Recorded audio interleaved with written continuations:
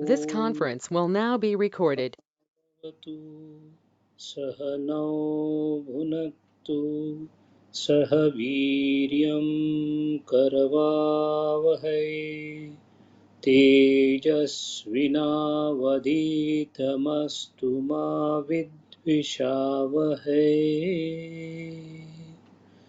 ॐ शान्ति शान्ति शान्तिः। नमः श्रीयतिराजाय विवेकानन्दसूरये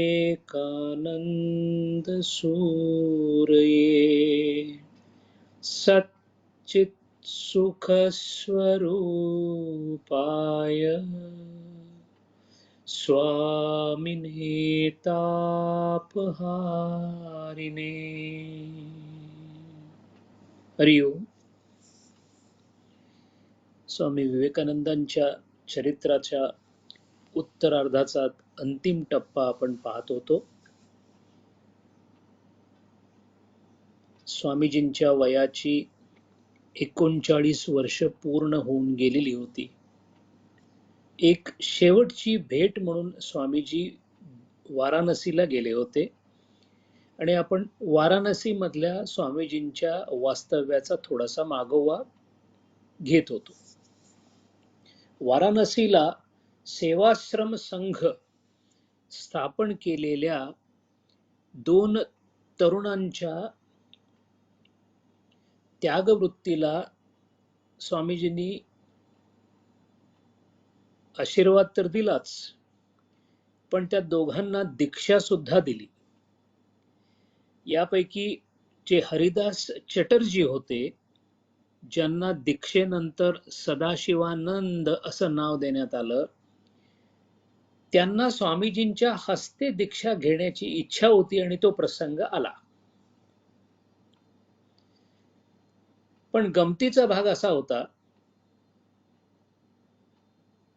की सदाशिवानंदांना दीक्षा देत असताना दीक्षेची सारी तयारी पूर्ण झाली आणि दीक्षेचे मंत्र म्हणत असताना स्वामीजींनी सदाशिवानंदांना विचारलं की स्वामी रामस्वरूपाचार्यांनी आरा नावाच्या जिल्ह्यामध्ये तुझ्यावर जी कृपा केली होती त्याचाच हा अंतिम क्षण आहे. सदाशिवानंदांना अतिशय आश्चर्य वाटलं की ज्या गोष्टीबद्दल मी स्वामीजींशी अजिबात कोणाला बोललो नव्हतो, किंबहुना तेच या गोष्टीबद्दल कोणाशीच बोललेले नव्हते. वास्तविक गोष्ट अशी घडली होती की सदाशिवानंद महाराज आरा नावाच्या जिल्ह्यामध्ये त्यांच्या तरुणपणी काम करत असताना त्यांची एक वैष्णव संत रामानुजाचार्यांना अनुकरण करणारे एक संत होते, ज्यांचं नाव होतं रामस्वरूपाचार्य. यांच्याकडून त्यांनी दीक्षा घेतलेली होती आणि त्यावेळेला स्वामी रामस्वरूपाचार्यांनी सांगितलं होतं की तुझी खरी दीक्षा जी आहे ती एका योग्य व्यक्तीकडून योग्य वेळी होईल. या घटनेची आठवण कुणालाही त्यांनी सांगितलेली नव्हती, पण स्वामीजींनी त्यांना दीक्षा देताना ही आठवण उद्धृत केली आणि त्यांना आपल्या गुरुची ताकद कळून आली. स्वामीजींना भूत आणि भविष्य कालाचं संपूर्ण ज्ञान होतच, त्याचं कारण ते संपन्न योगी होते. आपल्या हाताचा स्पर्श स्वामीजींनी सदाशिवानंदांना उन्मनी अवस्थेमध्ये केला आणि म्हणाले, तुझ्या सगळ्या इच्छा आता भस्मसात होतील. आणि तसंच झालं. सदाशिवानंदांना या दीक्षेनंतर कोणतीही इच्छा उरली नाही. ज्या काळामध्ये स्वामीजी वाराणसीमध्ये राहत असत, त्यावेळेला सेवाश्रमामध्ये त्यांना एक घरामधून चुकून बाहेर पडलेला आणि असा कुठेही कसाही वाढलेला एक अत्यंत अशक्त आणि हडकुळा मुलगा त्या सेवाश्रमामध्ये 2 वेळचं जेवण मिळतं म्हणून येणारा दिसला आणि स्वामीजींची त्याच्यावर अनुकंपा इतकी झाली की त्याचं नाव गोपाल होतं. हा गोपाल जर संध्याकाळी आला नाही तर स्वामीजी त्याची जेवणासाठी वाट बघत असत. इतके मोठे स्वामीजी, ज्यांच्या दर्शनासाठी इतकी लोक राजेरजवाडे येत होते, ते स्वामीजी केवळ एका गरीब मुलाच्या जेवणासाठी वाट पाहत थांबत असत. ही त्यांच्या अनुकंपेचं उदाहरण आहे. वाराणसीमध्ये केदारनाथाचं मंदिर जे आहे, ते मंदिर चालवणारे जे महंत स्वामी आहेत, ते त्या काळामध्ये श्रीलंकेमधून येत असत. कारण वैखानस नावाच्या रामानुजांच्या संप्रदायामध्ये असणारं हे केदारनाथाचं मंदिर होतं. या मठाचे महंत स्वामीजींच्याकडे आले आणि म्हणाले, स्वामीजी, तुम्ही जेव्हा अमेरिकेहून परत आला होता आणि श्रीलंकेतून जेव्हा तुम्ही भारताच्या भूमीवर पाय ठेवलं होतं, तेव्हा आमच्या महंतांनी तुमच्यासाठी काही साधूंच्या बरोबर तुम्हाला आमच्या मंदिरात आणण्यासाठी पालखी पाठवली होती, पण तुमचा कार्यक्रम इतका व्यस्त होता की तुम्ही येऊ शकला नव्हतात. तेव्हा आता ती पुन्हा तो संकल्प पूर्ण करण्याची वेळ आलेली आहे. आमचं इथं केदारनाथाचं मंदिर आहे, शिवाचं मंदिर आहे, तुम्ही आमच्या मंदिरामध्ये यावं, अशी विनंती स्वामी विवेकानंदांना करण्यात आली. आणि स्वामी विवेकानंद आपल्या शिष्यगणासह केदारनाथाच्या मंदिरामध्ये जायला निघाले. आणि केदारनाथाच्या मंदिरामध्ये पोहोचल्यानंतर शिवाच्या समोर नंदी असतो, त्या नंदीला पाहिलं आणि जिथे नंदी तोंड करून उभा होता तिथे स्वामीजी उभा राहिले आणि तिथंच समाधीमध्ये गेले. स्वामीजी नंदी समोर समाधिस्थ होण्याचं कारण म्हणजे स्वतः स्वामी शिवाचाच अवतार होते. त्यामुळे स्वामीजी कोणतीही शरीराची हालचाल न होता नंदीच्या समोर जवळजवळ तासभर ध्यानावस्थेमध्येच उभा राहिले.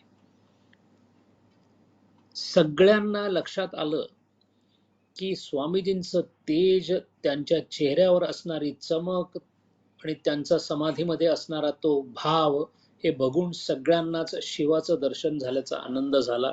केदारनाथ मठाचे महंत अतिशय आनंदी झाले. वाराणसीच्या काळामध्ये बरेच लोक त्यांना येऊन भेटत, चर्चा करत. अशाच एका भक्तांनी येऊन विचारलं की श्रीमती राधाराणी किंवा राधेचं जे स्वरूप आहे कृष्णाच्या संदर्भामध्ये, त्याबद्दल थोडंसं विचारण्याचा प्रयत्न केला. राधा मृदू होती असं ऐकलेलं आहे, पण ही मृदुता म्हणजे काय, असा प्रश्न जेव्हा केला गेला, तेव्हा स्वामीजींनी दिलेलं उत्तर फार पाहण्यासारखं किंवा ऐकण्यासारखं आहे. स्वामीजी म्हणाले, धारोष्ण काढलेल्या कासेतून जे दूध काढलं जातं त्याच्यामध्ये काही बुडबुडे येतात. दुधाची धार जेव्हा कासेच्या हंडीमध्ये जाते तेव्हा काही बुडबुडे तयार होतात. त्या बुडबुड्यांनी कधी एखाद्याचं बोट कापेल का? ही अतिशय अशक्यप्राय गोष्ट आहे. याचाच अर्थ तो बुडबुडा इतका मृदू आहे की त्याला अशी अशक्य गोष्ट करताच येणार नाही.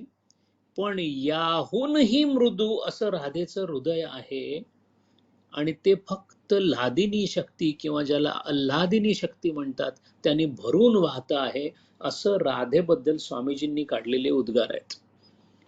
याच काळामध्ये महाराष्ट्रातून वाराणसीला दर्शनासाठी आलेले काशी विश्वनाथाच्या नचिकेळकर यांची भेट स्वामीजींशी झाली. आणि ही भेट झाल्यानंतर पुढे 1935 साली पुण्यामध्ये जेव्हा नचिकेळकरांनी भाषण स्वामी विवेकानंदांबद्दल केलं, त्यावेळेला सांगितलं की जर रामकृष्ण परमहंस हे मशाल असतील तर त्या मशालींनी लावलेली, जगभरात लावलेली आग म्हणजे स्वामी विवेकानंद आहेत, कारण ते शिवाचं रौद्र स्वरूप आहेत. याच वेळेला स्वामीजींनी आता वाराणसीमधला आपला मुक्काम आटोपता घेतला आणि ते पुन्हा बेलूर मठाला आले मार्चच्या 8 तारखेला. आता शेवटचे मोजून 4 महिने स्वामीजींच्या आयुष्याचे राहिले होते. 11 मार्चला ठाकूरांचा जन्मदिन साजरा करावा असं त्यांची इच्छा झाली. त्याप्रमाणे त्यांचा जन्मदिन साजरा करण्याची प्रक्रिया चालू केली गेली. स्वामीजींची तब्येत अतिशय खराब झाली होती. पाय सुजलेले होते, फारसं चालता येत नव्हतं आणि पाय दाबण्यासाठी सुद्धा शरदचंद्र चक्रवर्तींसारखे शिष्य जेव्हा होते तेव्हा त्यांना स्वामीजी सांगत की जास्त जोरानं दाबू नका, मला दुखतं. इतक्या शरीरामध्ये वेदना होत्या. पण शिकवण्यामध्ये, प्रश्नोत्तर देण्यामध्ये मात्र कोणतीही उसंत नव्हती. शरदचंद्र चक्रवर्तींशी झालेल्या या काळच्या संवादामध्ये स्वामीजींनी काही उद्गार काढलेले आहेत, ते आपल्याला साधना म्हणून अभ्यास करण्यासारखे आहेत. त्यापैकी एक उद्गार म्हणजे, त्यागाशिवाय ब्रह्माला किंवा देवांना सुद्धा मुक्ती मिळणं शक्य नाही, त्यामुळे त्यागाचं महत्व असीम आहे. जे जे गवताच्या पात्यापासून ब्रह्माच्या स्थानापर्यंत, अशी व्याख्याच मुळात विवेक चूडामणीमध्ये आहे.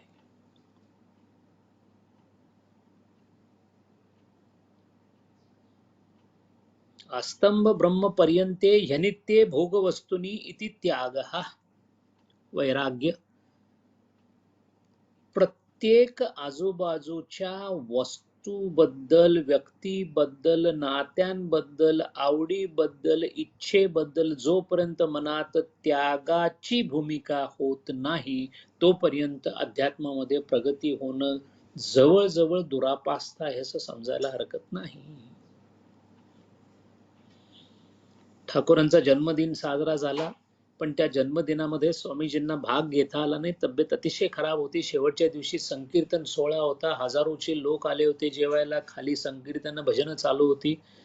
बड्या मुश्किलीने स्वामीजी आपल्या कॉटवरून उठले आणि खिडकींच्या सळ्यांना धरून त्यांनी काही मिनिटासाठी तो सोहळा पाहिला आनंदाने आणि पुन्हा कॉटवर येऊन पोहोडले, कारण त्यांना तेवढं उभं राहणं सुद्धा ते शक्य नव्हतं. याच काळामध्ये शरदचंद्र चक्रवर्तींनी त्यांना एक प्रश्न विचारला की स्वामीजी, कृपा म्हणजे काय? आणि मग स्वामीजींनी कृपेबद्दल सांगितलं. ते सगळ्यांनी लक्षात ठेवण्यासारखं आहे. स्वामीजींच्या मते काही कल्पापूर्वी जे जे ऋषी मुनी होऊन गेले ते काही कल्पानंतर सुद्धा असंख्य जनांचा कल्याण करण्यासाठी अवतार घेतात, आणि या अवतारामध्ये ते येताना आपल्या बरोबर ऊर्जेचा एक प्रचंड लोळ घेऊन येतात. जेव्हा ते येतात त्यावेळेला ते आपल्या बरोबर आपले सहकारी सुद्धा घेऊन येतात, ज्यांना लीला सहचर असं म्हणतात. रामकृष्ण परमहंसांच्या बरोबर असणारे त्यांचे सगळे शिष्य आणि स्वामी विवेकानंद हे ठाकूरांच्या बरोबर आलेले लीला सहचारी होते.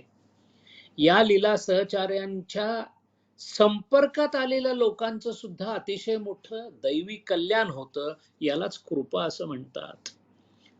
स्वामीजी पुढे म्हणाले, शंकराचार्य, रामानुज, चैतन्य या सगळ्या महाप्रभू चैतन्य इत्यादी सर्वांनी जेव्हा जेव्हा ते आले त्यांच्या संपर्कामध्ये जे जे आले त्या सर्वांचं दैवी कल्याण होतं, कारण त्यांच्या अस्तित्वामुळे त्यांच्या आजूबाजूला असणाऱ्या भक्तामध्ये जरी अधिकार असला किंवा नसला तरी सुद्धा तो जिथे आहे तिथपासून त्याला पुढे जाण्यासाठी एक अतिशय वेगवान चालना मिळते. त्या चालनेला कृपा असं म्हणतात.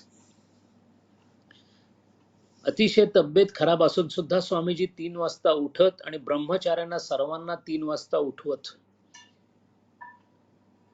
सगळ्यांना ते सांगत की ठाकूरांनी सांगितलंय ध्यानासाठी अतिशय उत्तम वेळ ही सकाळची आणि संध्याकाळची आहे. या 2च वेळा अतिशय चांगल्या समजल्या जातात ध्यानासाठी.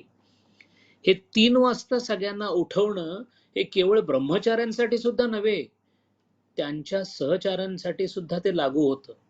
एकदा स्वामी ब्रह्मानंदांना 3 वाजता उठवलं आणि त्यामुळे ते भयंकर स्वामी ब्रह्मानंद चिडले आणि म्हणाले, हा नरेंद्र काय करत असतो कळत नाही, झोपू सुद्धा नीट देत नाही. आणि ही गोष्ट जेव्हा स्वामीजींना कळली तेव्हा स्वामीजी हसले आणि म्हणाले, बरं झालं, तो मोठा आहे ना, त्याला लवकर उठवलं पाहिजे. ध्यानाबद्दल स्वामीजींनी या काळामध्ये काही मूलभूत माहिती दिली. स्वामीजी म्हणाले, जो ध्यानामध्ये बसतो आणि ज्याचं ध्यान पूर्ण लागतं त्याला हळूहळू इडा नावाची नाडी दिसायला लागते. ध्यानामध्ये पुढे प्रगती झाली की पिंगला नावाची नाडी दिसायला लागते. आणि नंतर जेव्हा ध्यानाचा कळस गाठायला एखादा साधक पोहोचतो, योगी पोहोचतो, तेव्हा सुषुम्नेचं दर्शन होतं. आणि ज्याला सुषुम्नेचं दर्शन झालं त्याला या जगामध्ये कोणतीही गोष्ट दिसू शकते, कळू शकते. थोडक्यात म्हणजे तो ईश्वर तुल्य होतो. आपल्याकडे प्रचंड प्रवाद आहेत की अशा नाड्या आहेत की नाहीत, मग असतील तर त्या मेडिकली डिसेक्शन मध्ये का दिसत नाही, या सगळ्यांचं उत्तर इथं आहे. संतांच्या शब्दावर श्रद्धा ठेवणे हा एक पर्याय आहे, किंवा केवळ आपल्या तोकड्या ज्ञानावर, शास्त्रांचा, सायन्सचा आधार घेऊन प्रत्येक गोष्टीला नकारात्मक दृष्टीने बघणे हा आपल्या पुढे असणारा एक चॉईस आहे. ध्यानाचं गुपित काय, असं शरदचंद्र चक्रवर्तींनी या काळामध्ये प्रश्न केला, आणि त्या प्रश्नाचं उत्तर आपल्याला साधनेसाठी फार महत्वाचं आहे. स्वामीजींनी असं सांगितले की ध्यान करत असताना पहिल्यांदा मनाचं निरीक्षण करा. मनाचं निरीक्षण केल्याबरोबर लक्षात येईल की मनामध्ये असंख्य विचार येत आहेत. याला प्रसुप्त भावना असं म्हणतात. एखाद्या विषयाचा परत परत विचार केल्यानंतर मनाच्या अंतर्मनामध्ये सुप्त रूपाने जे विचार राहिलेले असतात ते ध्यानामध्ये पुढे येऊन प्रकट व्हायला लागतात. तर स्वामीजी म्हणाले, हे प्रकट झालेले विचार दाबून टाकण्याचा अजिबात प्रयत्न करू नका. फक्त तो उठलेला जो तरंग आहे विचारांचा त्याला तटस्थपणे निरीक्षण करत राहा. तसा मनामध्ये उठलेला इच्छेचा लोळ किंवा विचार तो वर येईल, त्याला पहा कुठे जातो, त्याला शांतपणे पहा. जेव्हा तुम्ही त्या विचाराला पाहायला जाल तेव्हा तो विचार आपसुकच हळूहळू हळूहळू शांत होत जातो. म्हणून विचारांना, मनामध्ये आलेल्या विचारांना दाबून ध्यान करणे ही अतिशय चुकीची पद्धत आहे, असं स्वामीजींचं मत होतं. या काळामध्ये योगायोग असेल किंवा कदाचित प्रारब्धाची तशी व्यवस्था असेल, स्वामीजींच्या अमेरिकन शिष्या कलकत्त्यामध्ये पोहोचल्या. ख्रिस्टिन ग्रीनस्ट्रायडल, जिला स्वामी निर्भयानंद म्हणत, त्या अमेरिकेहून आल्या. श्रीमती ओली बुल, त्याही अमेरिकेहून त्याच काळामध्ये आल्या. जोसेफाईन मॅक्लिऑड या जपानवरून पुन्हा तिथे आल्या. भगिनी निवेदिता सुद्धा आपले सगळे इंग्लंड मधलं काम संपवून कलकत्त्याला आल्या. आणि याच काळामध्ये जपानचे बुद्ध भिक्षू ओकाकुरा, त्याच्यानंतर मिस्टर ओडा म्हणून होते, हे सगळे त्या काळामध्ये तिथं आले आणि सगळ्यांनी स्वामीजींची भेट घेतली. त्यापैकी जोसेफाईन मॅक्लिऑड स्वामीजींना भेटल्या बेलूर मठामध्ये आणि म्हणाल्या, मी आता मायावती आश्रमाकडे चाललेली आहे स्वामीजी, मी तिकडून आल्यानंतर तुम्हाला परत तुमच्याबरोबर काही दिवस राहीन असा माझा विचार आहे. आणि पटदिशी स्वामीजी म्हणाले की मला नाही वाटत की मी 40 वर्ष जगेन. 40 वर्ष पूर्ण व्हायला किंवा 40ावं लागायला स्वामीजींना फक्त 8 महिने बाकी होते. अशातच मार्च, एप्रिल, मे आणि जून हे 4 महिने कुणालाही शंका आली नाही की स्वामीजींचा अंतिम काळ जवळ आलेला आहे. स्वामीजी सगळ्यांशी हसत खेळत, जरी त्यांना आजाराचा त्रास होता तरी सुद्धा, आणि या अशाच एकदा हसत खेळत स्वामीजींची जी वेदांताची प्रश्नोत्तर चालली होती, त्यावेळेला काही शिष्यांनी विचारलं की स्वामीजी, मला एक प्रश्न पडलाय, तुम्हाला विचारायचंय की तुम्हाला खरोखर माहिती आहे का तुम्ही कोण आहे? हा तसा अतिशय साधेपणाने विचारलेला प्रश्न होता, पण त्याला फार गांभीर्याने स्वामीजींनी उत्तर दिलं की मला पूर्ण माहिती आहे मी कोण आहे.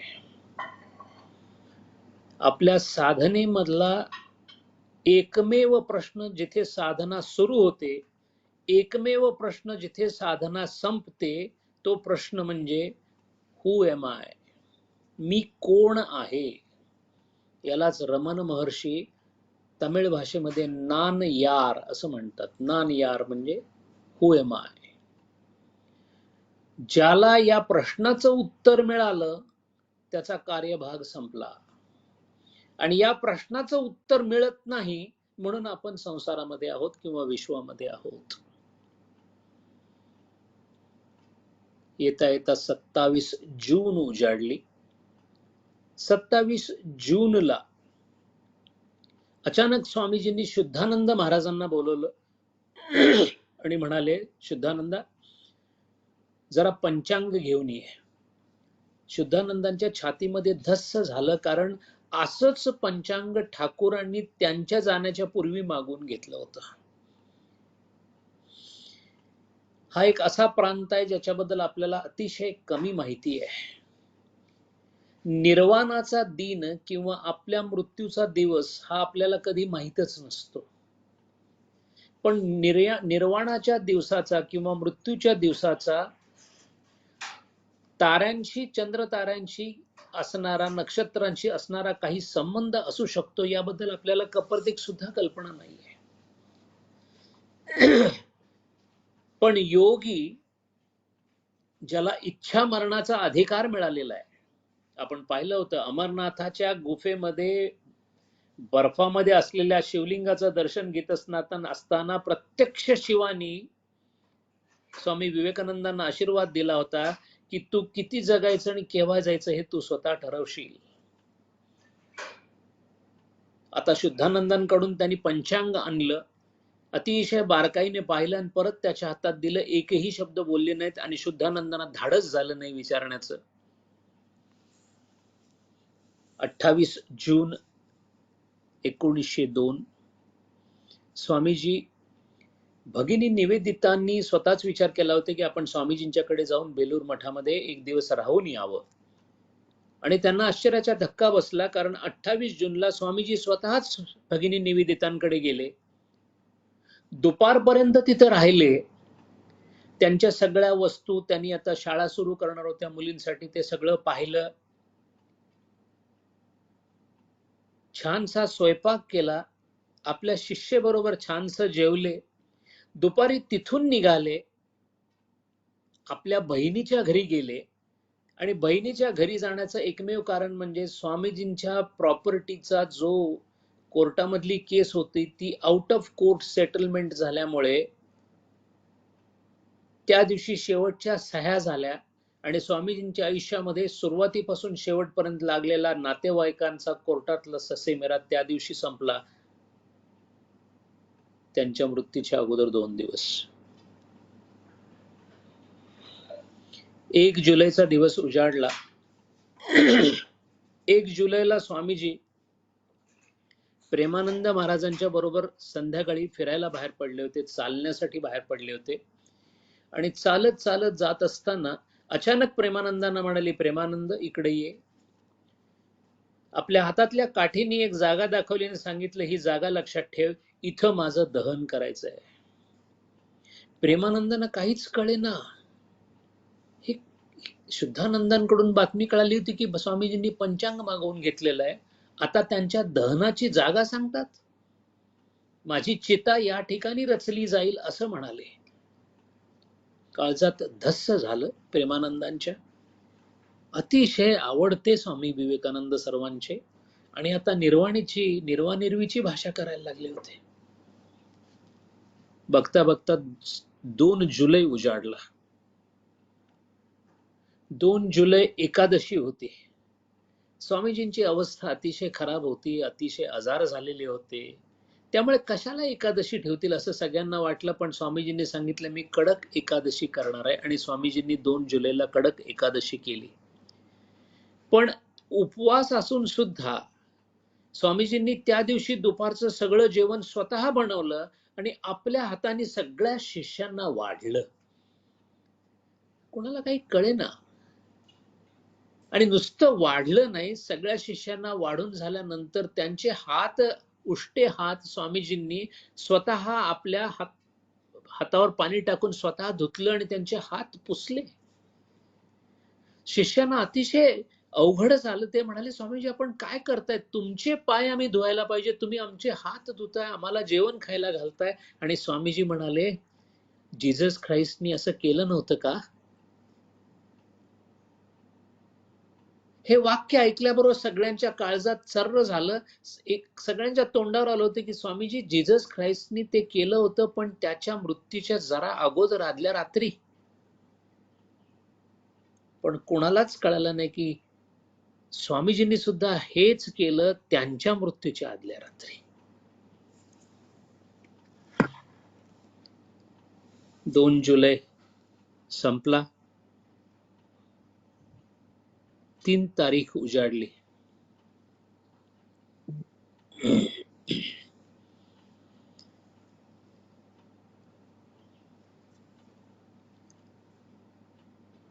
स्वामीजींच्या कार्यक्रमामध्ये कुठे फारसा बदल दिसत नव्हता.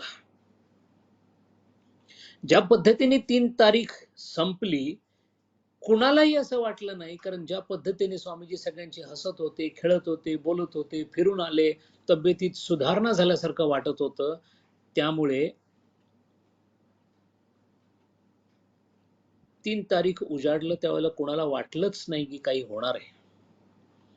सकाळी स्वामीजी उठले, चहा घेतला आणि आता स्वामी खाली येऊन मंदिरामध्ये ध्यानाला कदाचित बसतील असं वाटत असतानाच स्वामीजींनी खालून शिष्याला वर बोलून घेतलं आणि सांगितलं की दरवाजे खिडक्या सगळ्या बंद कर आणि तू खाली जा. आणि दरवाजे खिडक्या बंद करून आपल्या खोलीमध्ये स्वामीजी 3 तास ध्यानामध्ये होते. सगळ्यांच्याच लक्षात आलं की असं ध्यान स्वामीजींनी अगोदर कधीच केलेलं नाहीये. 3 तास स्वामीजी ध्यानामध्ये होते. जेव्हा बाहेर पडले तेव्हा जवळजवळ 11 वाजलेले होते. त्यावेळेला स्वामीजी जिन्यावरून खाली येत असताना त्यांच्या चेहऱ्यावर अतिशय तेज आलेलं होतं. योगाचे असतात त्याप्रमाणे त्यांचे भले मोठे टपोरे डोळे हलकेसे लाल रंगाने भरलेले होते. योगाच्या डोळ्यामध्ये नेहमी रक्तिमा असते. खालून सगळे शिष्य बघत होते की स्वामीजींचा दरवाजाचा आवाज झाला म्हणजे आता स्वामीजी बाहेर येणार. त्याप्रमाणे स्वामीजी बाहेर आले आणि जिन्यामधून येत असताना स्वामीजींनी त्यांच्या आयुष्यामधलं शेवटचं गाणं गुणगुणत ते खाली आले. स्वामीजी म्हणाले, श्यामा, काली मातेचं गाणं आहे. मार कालो रे, माझी आई काळ्या रंगाची आहे. श्यामा मार कालो रे, लोके बोले काली कालो. लोक म्हणतात कालीमा काळी आहे. लोके बोले काली कालो, आमार मन तो बोले ना कालो रे. माझं मन मात्र सांगते की माझी आई काळी नाही आहे. आमार मन तो बोले ना कालो रे, मार कालो रे श्यामा. 5-6 कडव्यांचं गाणं गुणगुणत आले. कुणीही काहीही बोललं नाही. अतिशय मधाळ आवाजामध्ये स्वामीजी काली मातेचं गाणं गुणगुणत खाली आले. खाली आल्यानंतर सुद्धा गुणगुणतच होते. सगळ्यांनी गाणं ऐकलं. त्याच्यानंतर प्रेमानंद महाराजांना घेऊन ते वरांड्यामध्ये बसले होते. प्रेमानंद महाराज काहीतरी काम करत होते. स्वामीजी आपल्या भाव अवस्थेमध्ये होते आणि अचानक एक वाक्य बोलून गेले जे प्रेमानंदांनी मात्र ऐकलं. स्वामीजी स्वतःशीच बोलत होते. वाक्य असं होतं, विवेकानंदानं काय केलेलं आहे कार्य ते समजण्यासाठी दुसऱ्या विवेकानंदाला जन्म घ्यावा लागेल. विवेकानंद कोण आहे हे केवळ दुसऱ्या विवेकानंदालाच समजेल. प्रेमानंदांनी हे वाक्य ऐकलं आणि लिहून ठेवलं. स्वामीजी प्रेमानंदांना म्हणाले, प्रेमानंद, यावेळेला काली पूजा करण्याची माझी इच्छा आहे रे. स्वामीजींना काली पूजा करायची आहे म्हटल्यानंतर तंत्रधारक जे होते त्यांना सांगण्यात आलं, पण जी काली पूजा नंतर झाली त्या काली पूजेला स्वामीजी नव्हते. काली पूजा झाली, स्वामीजींची इच्छा पूर्ण झाली, पण स्वामीजी त्या काली पूजेला नव्हते, कारण आज स्वामीजींचा शेवटचा दिवस होता. साधारण 12 वाजले होते. शेवटच्या दिवशी सुद्धा स्वामीजींनी स्वामी शुद्धानंदाने बोलवलं आणि सांगितलं, जरा शुक्ल यजुर्वेदाची प्रत घेऊन ये. एक शास्त्र ग्रंथ वाचताना आपण अतिशय कंटाळा करतो. केव्हा तरी 5-10 मिनिटं कोणत्या तरी ज्ञानेश्वरीचं वाचन करतो आणि आम्ही ज्ञानेश्वरी लावलीये म्हणून सांगतो. आपल्या अतिशय कर्तृत्ववान आयुष्याचा शेवटचा दिवस असताना, शरीरामध्ये 21 आजार असताना, एक डोळा पूर्णपणे निकामी झालेला असताना, पाय सुजलेले असताना, अंगामध्ये ज्वराची मात्रा असताना सुद्धा शेवटच्या दिवशी स्वामीजींनी 12 वाजता शुक्ल यजुर्वेदाची प्रत आणली, वाचली आणि असं म्हणाले की ह्यामध्ये भाष्यकारांनी जे लिहिलेलं आहे ते मला पटत नाही, कारण माझं मत वेगळं आहे. शुक्ल यजुर्वेदाच्या भाष्यावर, ऋषींच्या वचनावर सुद्धा ऑब्जेक्शन घेण्याचा अधिकार असणारे केवळ आणि केवळ स्वामी विवेकानंद होते. आपल्याला आठवत असेल, शंकराचार्यांबद्दल आजपर्यंत कोणीही आक्षेप घेतलेला नाही. त्यांच्यावर आक्षेप घेणारी केवळ एकमेव व्यक्ती काही ठिकाणी म्हणजे स्वामी विवेकानंद आहेत. अर्थात आक्षेप हा फार तार्किक आहे, पण तेवढी कुवत असणारे फक्त स्वामी विवेकानंद जन्माला आलेले आहेत. आनंदाने दुपारचं जेवण त्यांनी उरकलं आणि दुपारचं जेवण उरकल्यानंतर सगळ्यांना वाटलं स्वामीजी थोडी विश्रांती घेतील, पण स्वामीजींनी विश्रांती घ्यायच्या ऐवजी सगळ्या ब्रह्मचाऱ्यांना बोलवलं आणि सांगितलं, मी आता तुमचा संस्कृतचा वर्ग घेणार आहे. स्वामीजींनी त्यांच्या आयुष्याच्या शेवटच्या दिवशी मृत्यूच्या अगोदर 6 तास 3 तास संस्कृतच्या व्याकरणाचा वर्ग घेतला. 3 तासानंतर जेव्हा वर्ग संपला तेव्हा मात्र थोडं थकल्यासारखं झालं होतं. स्वामीजी थोडेसे पडले, 4 वाजता उठले, गरम दूध प्याले आणि बाहेर फिरण्यासाठी बाहेर पडले. फिरून आले आणि 5 वाजता जेव्हा परत मठामध्ये आले तेव्हा स्वामीजींनी सगळ्या ब्रह्मचार्यांना आणि आपल्या सहचारांना उद्देशून एक वाक्य सांगितलं. तो स्वामीजींच्या तोंडातून आलेला शेवटचा आदेश. वाक्य फार लक्षात ठेवण्यासारखं आहे, खास करून भारत नावाच्या देशाला. स्वामीजी म्हणाले, भारत हा अमर देश आहे. राजकीय पंडितांच्या मताला नगण्य महत्व आहे, संतांच्या वचनाला ईश्वराच्या वचनापेक्षा जास्त महत्व आहे. ते म्हणाले, भारत हा अमर देश आहे जर त्याने भगवंताचा शोध चालू ठेवला तर. पण जर राजकीय आणि सामाजिक वादांमध्ये जर भारत देश पडला तर त्याचा कालवशात अंत होईल. हे वाक्य इतकं महत्वाचं आहे की ज्या देशामध्ये आत्मज्ञानासाठी तडफडणारे लोक जन्माला येतात तोच देश या पृथ्वी तलावर अखंड राहतो. याचाच अर्थ जिथे ज्ञान आहे, जिथे ज्ञानाची पूजा होते त्याच देशाला, आणि ते ज्ञान भौतिक ज्ञान असू शकत नाही, कारण भौतिक ज्ञानामध्ये अग्रेसर असणाऱ्या बऱ्याच देशांचा ऱ्हास झालेला आपण इतिहासात पाहतो. ज्याला इतिहासाची आवड आहे, ज्यांनी इतिहासाचा अभ्यास केलेला आहे, त्याच्या लक्षात येईल इराक सारखा देश एकेकाळी ज्ञानांनी ओसंडून वाहत होता. जगातल्या अतिशय उत्कृष्ट ग्रंथांची सगळ्यात मोठं ग्रंथालय जगामध्ये बगदाद नावाच्या शहरामध्ये बैत उल हिकमा या नावाने होतं. इतका मोठा संग्रह, इतके मोठे शोध तिथं लागत होते की युरोप सारख्या खंडांमधून हे ग्रंथ तिकडे मागवले गेले आणि या ग्रंथांची रचना करताना भाषांतरित ग्रंथ करण्याची तिथे चळवळ सुरू झाली. आणि म्हणून ज्ञानपूर्ण ग्रंथ कुठे असतील तर ते भारतात असतील, म्हणून भारतातील बऱ्याचशा ग्रंथांचं भाषांतर बगदादमध्ये झालं, नंतर ते युरोपमध्ये पोचलं.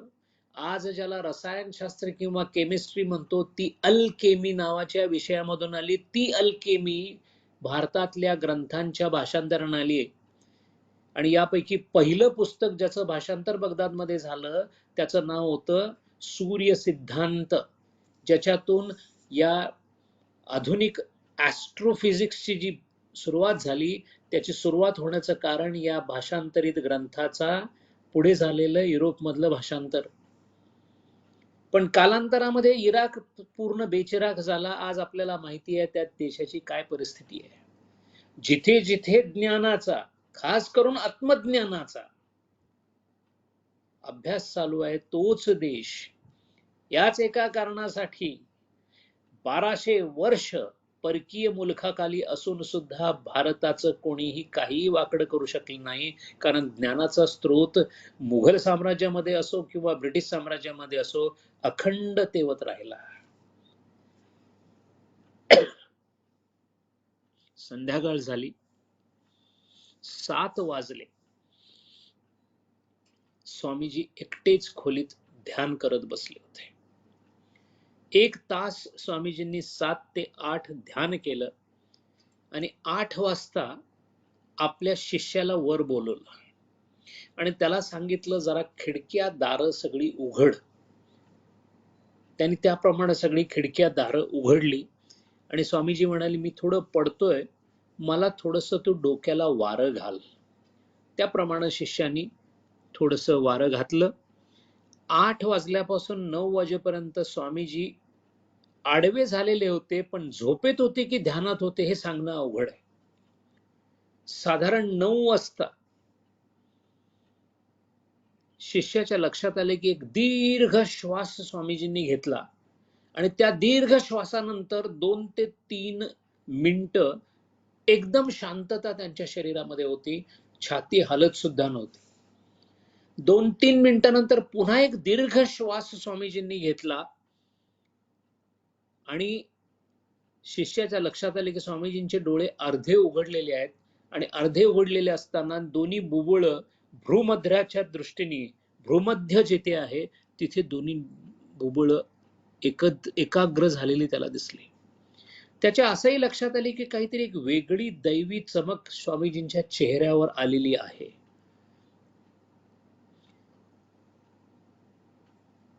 ही सगळी निरीक्षणं 9 वाजता झाली. शिष्य त्यांच्याकडे पाहत होता आणि 9:10 स्वामीजी पंचत्वात विलीन झाले.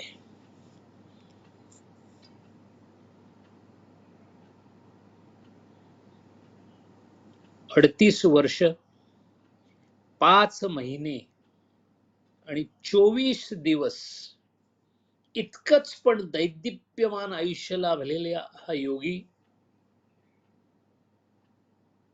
आता भूतलावरून निघून गेला होता.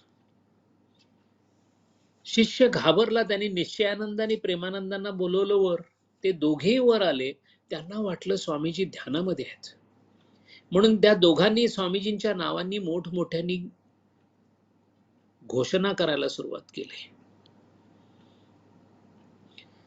या घोषणेने पण काही होत नाही म्हटल्यानंतर अद्वैतानंदांनी बोधानंद महाराज वर आले. अद्वैतानंदांनी बोधानंदांना सांगितलं, अरे नाडी तरी बघ. बोधानंदांनी नाडी पाहिली आणि सांगितलं नाडी लागत नाहीये.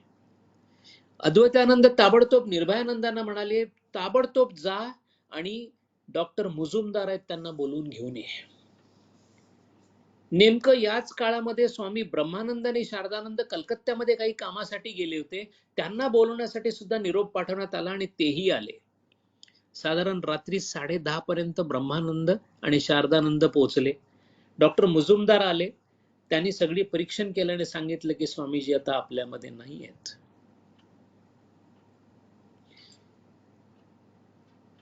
चार तारीख संपली.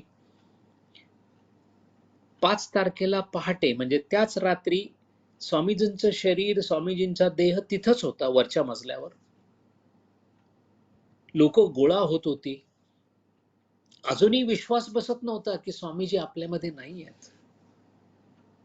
जशी निवेदितांना बातमी लागली त्या पहाटे 5ला आल्या आणि एखाद्या लहान मुलासारख्या रडल्या. स्वामीजींच्या त्या देहाला दुपारी 2 वाजेपर्यंत, पहाटे 5 पासून दुपारी 2 पर्यंत त्या पंखा करत होत्या. कुणीतरी बातमी आईला जाऊन सांगितली भुवनेश्वरींना. पहिल्यांदा ती भूपेंद्रनाथांना सांगितली, स्वामीजींचा धाकटा भाऊ. भूपेंद्रनाथांनी आईला सांगितलं की आई, नरेंद्र नाही राहिला ग. त्या मातेने डोळ्यात पाणी आणून विचारलं, काय झालं? भूपेंद्रनाथ म्हणाले, जे बाबांना झालं होतं ना तेच झालं. लगबगीने आई आणि भाऊ दोघेही स्वामीजींना भेटण्यासाठी आले. दुःख अनावर झालं होतं.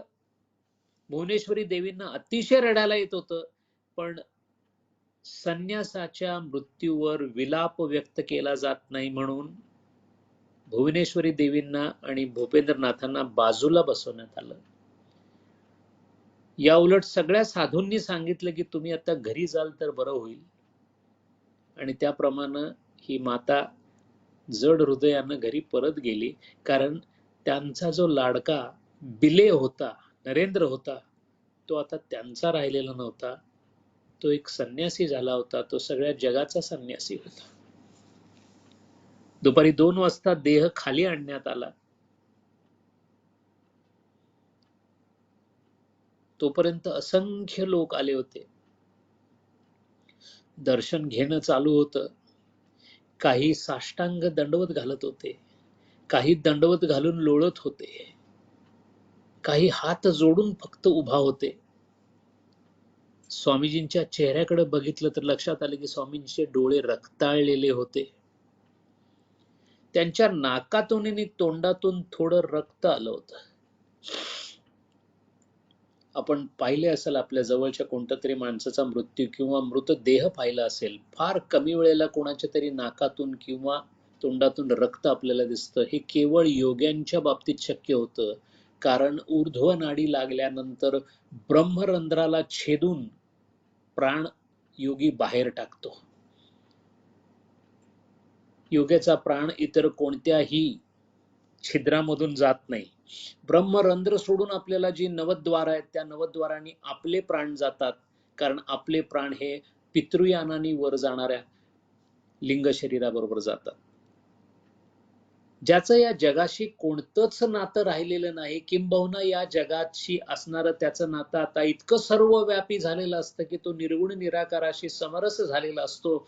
तो मात्र या एवढ्याशा कुडीमध्ये असणाऱ्या महाप्राणाचा तो जो छोटा प्राण आहे, ते पंचप्राण सगळे एकत्र करून त्याला सुषुम्नेच्या मार्फत ब्रह्मरंध्रामधून ते बाहेर काढतात. जेव्हा ब्रह्मरंध्रामधून बाहेर काढलं जातं तेव्हा एक हलकासा आवाज येतो, ज्याचा कदाचित आपल्या कानापर्यंत तो पोचत नाही.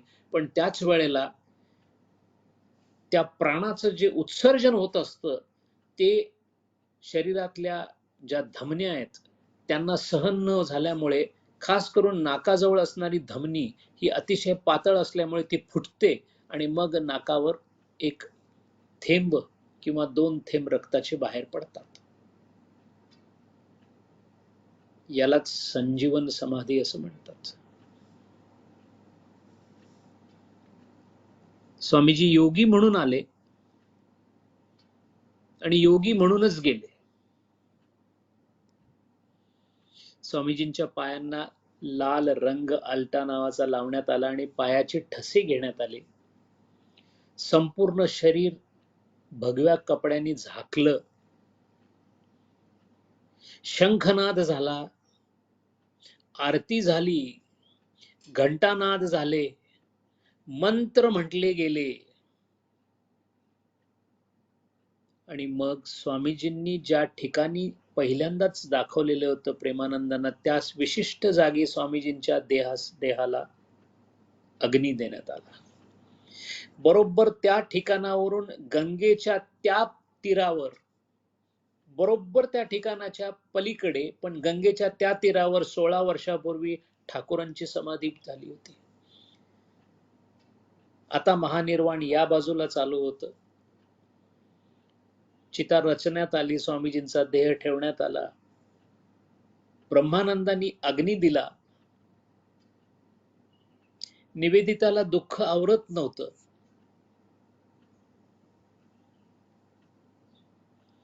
कारण एक दिवस अगोदरच त्यांना स्वप्न पडलं होतं की ठाकूर दुसऱ्यांदा मृत्यू पावलेले आहेत.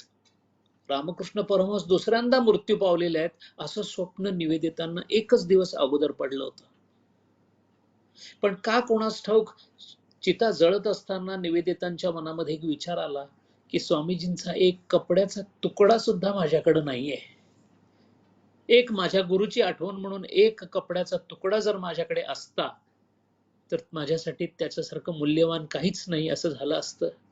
त्यांच्या आठवणीवर मला राहिलेलं आयुष्य काढायचंय, पण त्यांची एक आठवण म्हणून तो कापडाचा तुकडा सुद्धा मला घेण्याची कधी इच्छा झाली नाही किंवा कधी सुचलं नाही, कारण स्वामीजी एवढ्या लवकर जातील असं कधी वाटलंच नव्हतं. संध्याकाळचे 6 वाजले होते. चिता विझत आली होती. दूरवरून आलेले लोक हळूहळू पांगले होते. परत आपल्या आपल्या घरी जायला निघाले होते.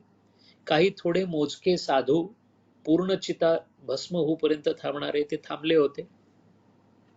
ज्वाला अगदीच कमी झालेल्या होत्या. अचानक चितेपासून दूर असणाऱ्या निवेदितांना कोणीतरी खांद्याला स्पर्श करते असं वाटलं, म्हणून त्यांनी असं वळून पाहिलं तर खांद्याच्या त्यांच्या कपड्याच्या जवळ कसा काय माहित नाही, पण स्वामीजींच्या चितेवरून उडालेला भगव्या रंगाचा एक कपड्याचा तुकडा त्यांच्या खांद्यावर त्यांच्या वस्त्राला जाऊन चिकटलेला होता. निवेदितांच्या लक्षात आलं की स्वामीजींची कृपा अजूनही त्यांच्यावर आहे. स्वामीजी कुठे गेलेले नाहीयेत. अतिशय जड अंतःकरणाने सगळे लोक आपल्या आपल्या घरी गेले. एक थोर महान योगी जो पुढची कैक वर्ष असंख्य लोकांना या संसार सागरातून बाहेर काढण्यासाठी स्फूर्ती ठरेल असा एक स्वामी मनुष्य योनीतून शरीरातून मुक्त झाला म्हणण्यापेक्षा आपल्या शरीराचा त्याग करून आपल्या स्वस्वरूपाला मिळता झाला. ठाकूरांनी सांगितलं होतं, ज्या दिवशी नरेंद्रला तो कोण आहे हे कळेल त्या दिवशी ही महामाया सुद्धा त्याला या जगामध्ये ठेवू शकणार नाही. आणि तसंच झालं. अतिशय दैदिप्यमान असं जीवन स्वामीजी जगून गेले. आज सुद्धा ज्याला साधना करायची आहे, ज्याला स्वतःचा उद्धार करायचा आहे, ज्याला आत्मकल्याणाची ओढ आहे, त्याला स्वामीजींच्या वचनांशिवाय पर्याय नाही. स्वतःच्या आयुष्यामध्ये आलेली असंख्य दुःख पचवायची असतील, अनपेक्षित घडणाऱ्या घटनांना समोर जायचं असेल, या विश्वामध्ये होणाऱ्या दुःखांच्या तडाख्यातून मुक्तता हवी असेल, तर स्वामीजींच्या कोणत्याही वचनांचं कोणतंही पान काढावं, 2 मिनिटांसाठी वाचावं आणि एका विशिष्ट अशा ऊर्जेने आपण भारून जावं. इतकी ऊर्जा स्वामीजींनी म्हटलेल्या शब्दांच्या छापील शब्दामध्ये इतकी ताकद आहे. हे स्वामी आपल्या सर्वांच्या वैयक्तिक साधनेमध्ये मदत करोत. आपल्या सर्वांची साधना सुफल हो. आपल्या सर्वांच्या दैवी इच्छा पूर्ण होत. लवकरात लवकर आत्मकल्याणाप्रत स्वामीजी आपल्या सर्वांना घेऊन जावोत. आणि अशा महान स्वामींच्या चरित्राची सेवा करण्याचं काम आणि संधी मानसीताई आणि आपण सर्वांनी मला दिली, याबद्दल मी तुमचा अखंड ऋणी राहीन. तुमच्यामुळे दर रविवारी 2 तास 1.5 तास स्वामीजींचे विचार माझ्या अंतःकरणामध्ये स्थिरावले. माझ्या वाणीमध्ये स्वामीजींचे नाव आलं. माझी वाणी 1 तासापुरता का होईना पण शुद्ध झाली. या सर्वांसाठी आपण घेतलेली मेहनत ही फार मोठी आहे. तुम्हा सर्वांना माझा अतिशय नम्रपणे नमस्कार आणि स्वामीजींना प्रार्थना की आम्हा सर्वांचं, तुमची अज्ञान बालकं असं समजून आम्हा सर्वांचं कल्याण करा, अशी सर्वांच्या वतीने मी स्वामीजींच्याकडे प्रार्थना करतो. हरि ओम. ओम पूर्णमदः पूर्णमिदं पूर्णात् पूर्णमुदच्यते पूर्णस्य पूर्णमादाय पूर्णमेवावशिष्यते. ओम शांति शांति शांति. हरि ओम. श्री गुरुभ्यो नमः. हरि ओम.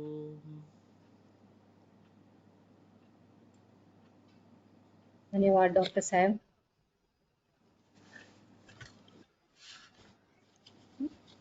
परमपूज्य स्वामी विवेकानंद अद्भुत आणि अलौकिक जीवनगाथा ही व्याख्यानमाला गेले 70हून अधिक आठवडे आपण सगळे डॉक्टर साहेबांच्या बरोबर ऐकत आहोत. डॉक्टर साहेबांनी त्यांचा अमूल्य वेळ आपल्या सगळ्यांसाठी खर्ची घातला आणि आपल्याला स्वामीजींच्या चरित्राबरोबर या अद्भुत त्यांची जी गोष्ट आहे ती आपल्याला डॉक्टर साहेबांकडनं ऐकायला मिळाली. हे आमचं सगळ्यांचं भाग्य आहे. डॉक्टर साहेब पुनश्च धन्यवाद. जे श्रोते आहेत, काही नवीन श्रोते पण जॉईन झाले आहेत, त्यांच्यासाठी एक सूचना आहे की आतापर्यंत झालेले सगळे रेकॉर्डिंग्स आपण यूट्यूबवर लोड केलेले आहेत.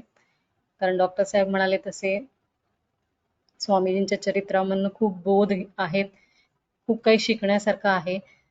तर ती लिंक जर का आपल्याकडे नसेल तर आपण माझ्याशी डायरेक्टली कॉन्टॅक्ट करू शकता. आपण ते उपलब्ध करून देऊ.